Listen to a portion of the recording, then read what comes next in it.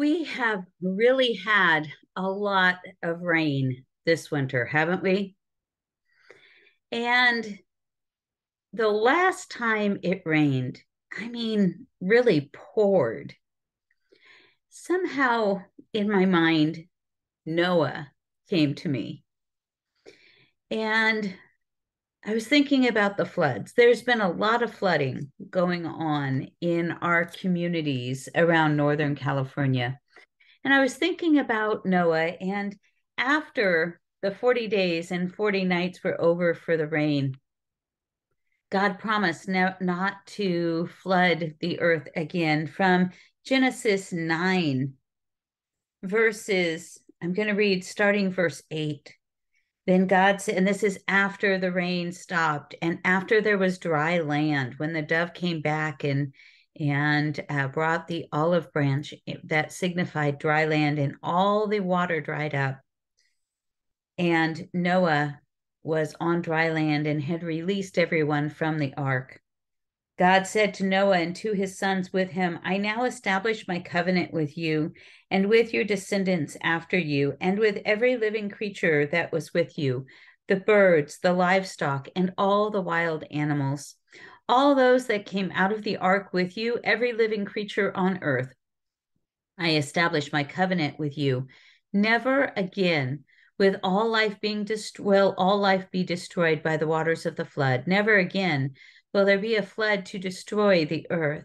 And God said, this is the sign of the covenant that I am making between me and you and every living creature with you, a covenant for all generations to come. I have set my rainbow in the clouds, and it will be the sign of the covenant between me and the earth. Whenever I bring clouds over the earth and the rainbow appears in the clouds, I will remember my covenant between me and you and all living creatures of every kind. Never again will the waters become a flood to destroy all life. Whenever the rainbow appears in the clouds, I will see it and remember the everlasting covenant between God and all creatures of every kind on the earth. And so God said to Noah, this is the sign of the covenant that I have established between me and all life on this earth. That's Genesis 9, verses 8 through 17.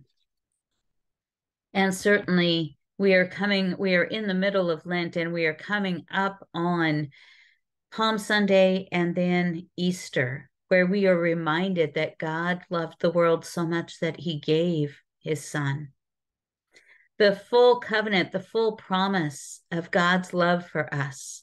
And at the same time, I recognize the mercy that God has for us. I often think the people that were of Noah's time, the reason that God destroyed the earth was that sin had just encompassed the earth.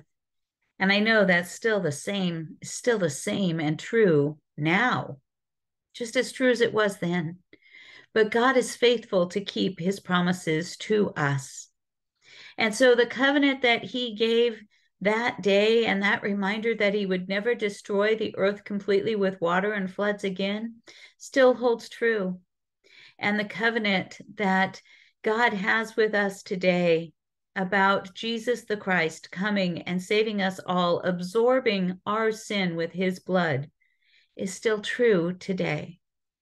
So as we go about our week, let us remember God's mercy, the mercy that we don't deserve, the grace that we don't deserve, the gift of life, the gift of eternal life, not because of anything we've done, but because of everything that Jesus has done for us. God's grace and God's mercy are new every day. Grace is something that is given to us not for anything that we did, but out of love for us by God. And mercy is something that is given to us when we deserve consequences for our poor behavior or our sinful behavior. We don't get the consequences that we deserve. That's mercy.